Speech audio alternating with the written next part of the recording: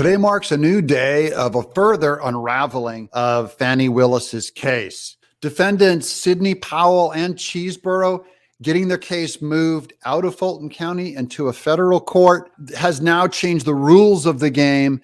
And now everyone, at least 5 of the 19 defendants, are trying to move it to federal. That's 1/4 of the defendants in the Fani Willis case trying to throw a giant wrench in the machine.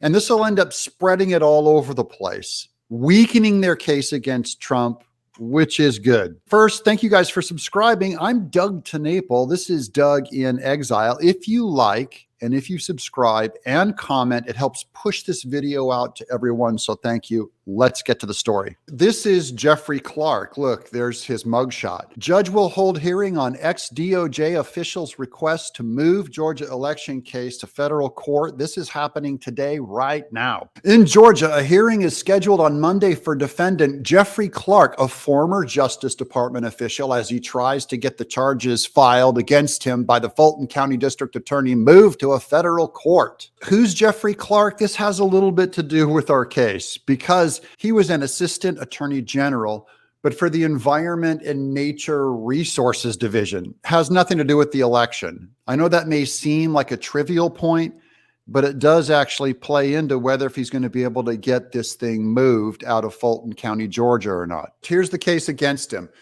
Clark is one of 5 defendants seeking to move his case to federal court. U.S. District Judge Steve Jones, who will preside over Monday's hearing, rejected Meadows' attempt, so that's Mark Meadows, for removal earlier this month, saying the actions outlined in the indictment were taken on behalf of the Trump campaign and were not part of his official duties.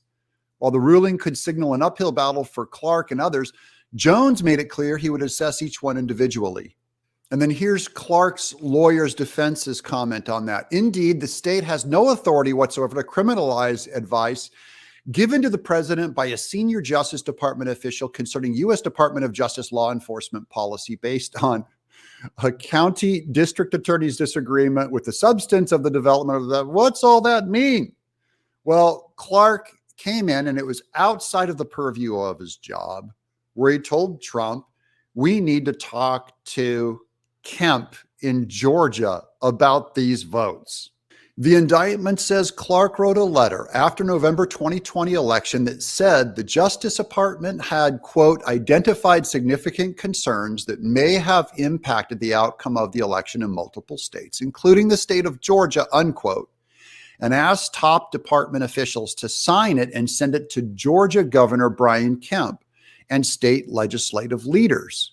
So this is just the Trump administration putting pressure on Kemp to take a look at what happened in Georgia.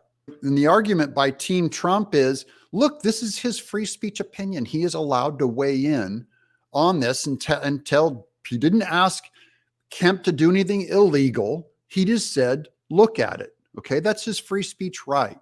He's also going to say that he's protected under working for Trump, under this being a federal job and all that. And so this really isn't a state issue. He's a federal employee, so he should go under a federal court case. The bigger point is that this is undermining and unraveling Fani Willis's control over this whole mob of 19 defendants. If he gets it moved to federal court, this will be the 3rd of 19. We're getting down to just 16 defendants now from 19. So it's already getting undermined. I think that Sidney Powell getting hers moved and Cheeseborough getting him moved sets a precedent that they can now say, look, this is right to do. We can get it. We can move this guy. I'll keep you guys posted. Thank you guys for watching this. We're going to break these. All of these cases are becoming spaghetti. So I'm just going to keep doing one little factoid per video, just so you know what is going on today with all of Trump's cases. I'm Doug in Exile.